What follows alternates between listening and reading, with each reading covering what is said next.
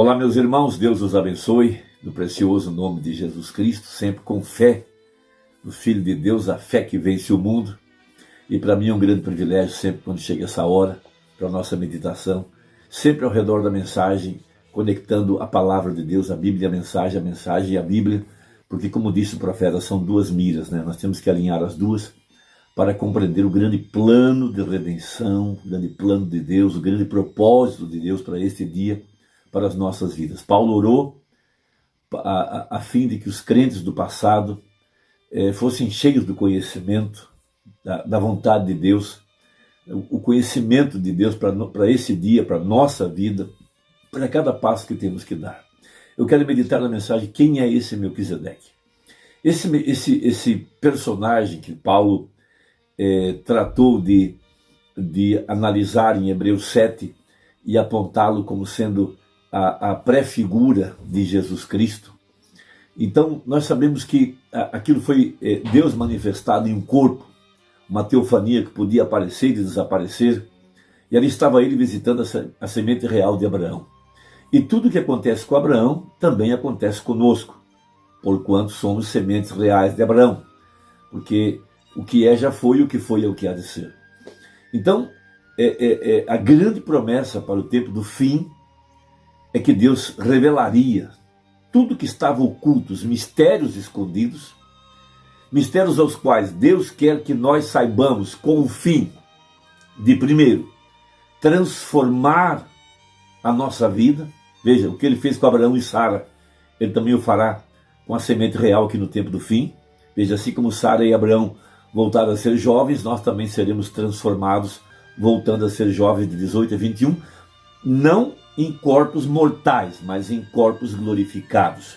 Então, o mesmo Deus apareceu para Abraão e pelo poder da palavra falada, para cumprir a promessa que ele havia dado 25 anos atrás, Deus então transforma Sara e Abraão em ordem, para que pudesse ter o filho da promessa.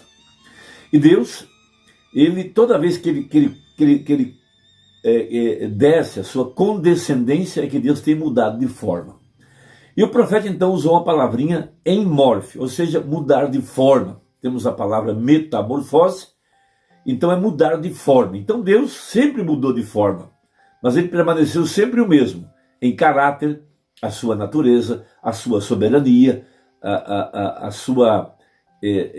o fato dele ser infinito. Deus não pode mudar, ele nunca muda, ele é o mesmo ontem, hoje e eternamente. Então ele esteve mudando de forma o tempo todo, e a promessa é que aqui nesses últimos dias ele nos falaria através do Filho. E o Filho está manifestado na igreja na forma de Espírito Santo. Então, a profecia, de acordo com Apocalipse 10, verso 7, nos dias da voz do sétimo anjo, o segredo de Deus se daria a conhecer. Então, por isso que temos o livro de Apocalipse, quer dizer, tirando o véu. Ou seja, revelando a forma, revelando o mistério. Isso seria guardado para o tempo do fim, no final da era de Laodiceia. Então o profeta prega essa mensagem. Quem é esse Melquisedeque? Porque foi esse personagem que se apresentou para Abraão no final da jornada como rei, príncipe rei e sacerdote de Salém. Salém é um antigo nome de Jerusalém. Logicamente que é Jerusalém celestial. E ele se apresenta para a semente real de Abraão para estabelecer o seu reino. E ele o fez também, posteriormente, através de Davi, subsequentemente através de Jesus Cristo e hoje aqui no tempo do fim, na manifestação do ministério do Filho do Homem. Por isso prega o profeta Melquisedeque, o grande príncipe e rei. Então, citando Hebreus capítulo 1, verso 1 até o verso 2 e 3, veja, havendo Deus antigamente falado muitas vezes e de muitas maneiras aos pais pelos profetas, a nós falou-nos nesses últimos dias pelo Filho, Jesus Cristo, mesmo ontem, hoje, eternamente, manifestado através do vaso escolhido e agora através da igreja, com o fim de dar-se a conhecer. Veja, a quem constituiu o herdeiro de tudo, por quem fez também o mundo. No princípio era o verbo estava com Deus e o verbo era Deus. A incrível verdade do poder da palavra falada. Veja, essa Bíblia é Deus em forma de letra e ela tem poder criativo dentro dela. Jesus disse, minhas palavras são espírito e vida. Veja, o qual sendo o resplendor da sua glória e a expressa imagem de sua pessoa, e sustentando todas as coisas pela palavra do seu poder, havendo feito por si mesmo a purificação dos nossos pecados, assentou-se à destra da majestade nas alturas. Então, uma grande verdade a respeito das nossas vidas, porquanto temos uma parte em nós, que também é eterna, e essa parte é a nossa alma.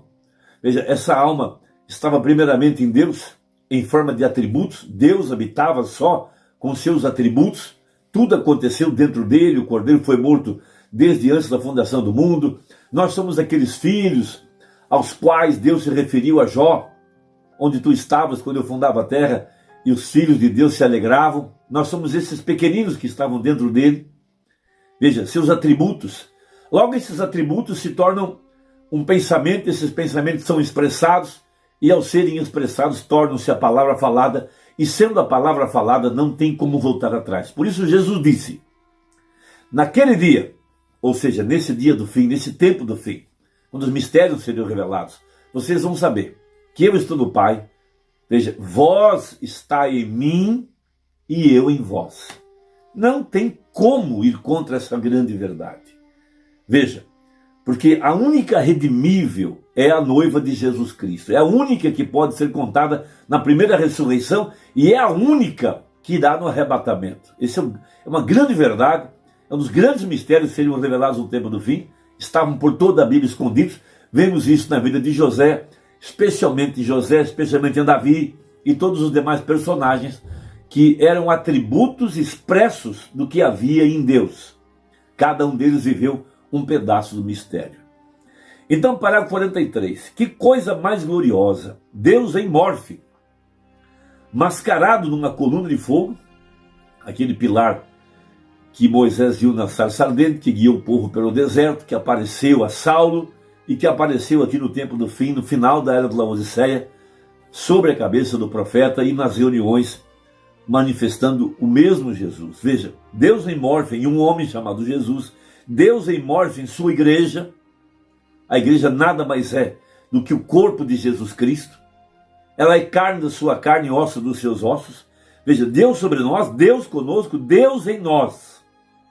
A condescendência de Deus. Toda vez que Deus desce, ou seja, ele mudou de forma. E ali em cima, santo, nada podia tocar-lhe. Ele se pôs sobre a montanha, e mesmo se um animal tocasse na montanha, tinha que morrer. E então Deus desceu e mudou sua tenda, e desceu e viveu conosco. Se fez um de nós, e tocamos nele. 1 Timóteo 3,16, abre aspas, sem dúvida alguma, grande é o mistério da piedade, pois Deus se manifestou em carne. Veja, tocado com as mãos, Deus comeu carne, Deus bebeu água, Deus dormiu, Deus chorou, ele foi um de nós. Maravilhoso, diz o profeta, tipificado na Bíblia. Aquele era Deus sobre nós, Deus conosco e agora é Deus em nós. Veja, em Espírito Santo, o Espírito Santo, não a terceira pessoa, a mesma pessoa. Então Deus desceu e se fez carne e morreu a morte em Cristo para que ele pudesse limpar a igreja para entrar nela, para ter companheirismo. Deus ama o companheirismo e é para isso que ele fez o homem a primeira vez. Foi para ter companheirismo. Deus habita só com os querubins de Isaías 6, mas ele queria um corpo, ele queria uma família, ele queria uma igreja, ele queria uma esposa. Veja, e notem, ele fez ao homem e o homem caiu. Assim ele desceu e redimiu ao homem, porque Deus ama ser adorado. Se tem algo que agrada ao coração de Deus, que mexe com a teofania, com a alma de Deus, é quando ele é adorado. Veja, a própria palavra Deus quer dizer objeto de adoração. E isso que vem entre nós, como uma coluna de fogo, como algo que muda nossos corações, é o próprio Deus que disse, haja luz e houve luz. E ele é o mesmo ontem, hoje e eternamente. Por isso, quando cada um de nós estávamos assentados na região e sombra da morte, veja, ele veio até nós, veja, e disse, haja luz. E quando ele disse isso, Ele nos separou, veja, da potestade das trevas, da escuridão, da morte, do poder de Satanás, e nos transportou para o reino do Filho do seu amor. Porque toda vez que ele vem sobre alguém é para afastá-lo de toda a incredulidade. Veja, agora, no princípio Deus habitou só com seus atributos. É uma coisa muito difícil para nossa mente entender, mas isso tudo estava dele. Como falei esta manhã, veja, esses são seus pensamentos. Ele habitava só com os seus pensamentos. Não havia nada, somente Deus, e ele abarcava céus e terra. Mas ele tinha pensamentos, exatamente como um grande arquiteto pode traçar em sua mente e desenhar o que ele pensa que ele vai construir, criar. Agora, ele não pode criar um homem, né? Ele pode tomar algo que tem sido criado e fazer aquilo numa forma diferente, porque Deus é a única, veja, o único que pode criar. Porém, ele tem em sua mente o que ele vai fazer. Esses são seus pensamentos, são seus desejos e o que a gente chama de seus atributos. Veja, agora, então não fala. E é uma palavra então. E uma palavra, um pensamento quando ele é expressado, é uma palavra. Um pensamento quando está expressado é uma palavra. Um pensamento expressado é uma palavra. Porém, tem que ser um pensamento primeiro. Assim são os atributos de Deus. Então se forma um pensamento e então em uma palavra. Veja, notem, os que têm vida eterna, ele diz aqui nesta noite, quando ele pregou a mensagem, eu vou dizer, nesta hora, estavam com ele e nele. Veja, em seus pensamentos, antes que alguma vez houvesse um anjo, estrela, querubim, ou outra coisa, esses são eternos. E se vocês têm vida eterna, vocês sempre foram. Veja, não seu ser aqui, mas a figura e a forma que o Deus infinito. E se ele não é infinito, ele não é Deus. Agora veja, preste bem atenção. 49. Deus tem que ser infinito. Nós somos finitos, ele é infinito. E ele era onipresente, onisciente e onipotente. Se ele não é, então não pode ser Deus. Conhecer todas as coisas, todos os lugares, devido à sua onipresença. A onisciência o faz onipresente. E ele é um ser. E ele não é como o vento, ele é um ser. E ele habita numa casa. Porém, sendo onisciente, sabendo todas as coisas, o faz onipresente. Porque ele sabe tudo o que vai acontecer. Não pode haver uma pulga que pestaneje sem que ele o saiba. E ele o sabia, antes que houvesse o mundo, quantas vezes pestanejaria seus olhos e quanto seno tinha em si, antes que alguma vez houvesse um mundo. Isso é infinito. Não podemos compreender isso em nossas mentes, porém isso é Deus. Deus é infinito. E agora aqui, veja, e recordem vocês, seus olhos, sua estatura, qualquer coisa que fossem vocês, estava em seu pensamento no princípio. E a única coisa que vocês são é a expressão da palavra. Depois que ele pensou isso, ele a falou, e aqui vocês estão. Se não é assim, se vocês não estavam em seu pensamento, não há nenhuma maneira, de modo algum, para que vocês alguma vez estejam ali, porque ele é o único que dá vida eterna. Veja, ele é o único que dá vida eterna.